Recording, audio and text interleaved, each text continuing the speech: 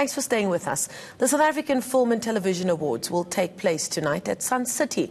The majority of the nominations went to MultiChoice Productions on their various channels, and the TV drama The River also has most of the nominations throughout the awards categories. With me, I've got entertainment editor Lerato Matsoso, and she is with the Sunday Sun. She joins us now live to speak about this. Before we speak about that, I think it would be remiss of us not to speak about the news that just came in over the last couple of hours. Tragic news in the film and television community in South Africa that Sibusiso Kwinana, one of the lead actors in the movie Matwetwe, has died rather tragically.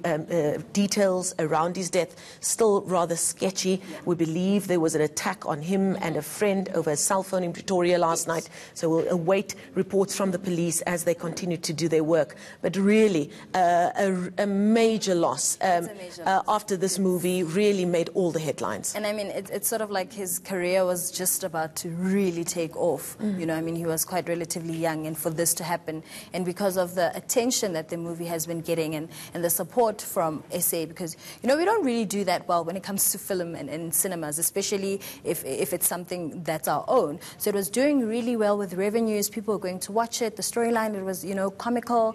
And relevant. And relevant, and very relevant. So for that to happen at this particular time is mind-boggling. So. And indeed also the story that these two lead actors portrayed, their friendship, and there often being the complaint that the young black men are not often portrayed in a more positive light as just regular guys trying to make a go of life. That too being so sad, because they were really able to bring that across, weren't they? Definitely they were. It was, I mean, I got the opportunity to watch it as well, and I really was taken by his character, Lefa, and his delivery in it. So like, it's just mind-boggling. Like, it's, so we hope that, you know, he rests in peace, and I'm sure his family is, you know, devastated. I mean, like, it's just mind-boggling. Yeah, I'm sure a lot of people are searching for questions at this time. Let's talk a little bit about the SAFTA Awards that are taking place tonight. I'm not a huge television watcher because news takes precedence over everything in this job, but I do hear what people talk about, and I'm quite fascinated by the fact that The River is, when you go through the list of nominations, The River just dominates all of the categories. It's a monster, isn't it? It's a monster. I mean, the production itself, if you watch it, the characters on it, it's a breath of fresh air, literally. It's been a while. We've been in constant sort of repetitive storylines in South Africa with certain things. I don't know if when people pitch or when they think about something, they're all going to a room and it's all about violence and muti and all of this. So Patu, who owns the show, the production company that created the show, Tsietsa Productions, is quite another marvel. He's someone that's brought this to life, and he's been part of other things like Mobango and the Queen, and now here he is fully running it, and it's absolutely beautiful. And that just shows when somebody is given the opportunity to grow within an industry, they take that body of work and are able to create something like The River. Definitely. And I think the greater part of it is actually that it actually has a lot of young people in it working behind the scenes. So it just goes to show that if you do give people a chance, you know, they will bowl you over, and that's exactly what Patu and the team did. He has an incredibly amazing team, and that put effort into it. The writing, from picking the characters, the stars. I mean, they've brought out people that we normally wouldn't see on a normal, you know, day-to-day television, and that deliver, and they go out and they're able to marry everything in it. So them getting, I think it was about 17 nominations, is perfect. They actually should have been nominated for everything. Wow. It's amazing. Now let's move on to the category of drama, which obviously also is always hotly contested. I saw a story where the people behind Obama were quite upset that they were nominated, but the explanation was that there were just so many productions to consider for this drama category. For drama. Drama is also a very difficult one to do. It's the same as soapies and telenovela, you know. But the great thing is it goes to show just how much the industry has sort of opened up and allowed other people to come in another production, because it's also produced by young people like Thomas Kumete, and I forgot the others. But it just goes to show it was also a great drama, but unfortunately there's something that's always greater.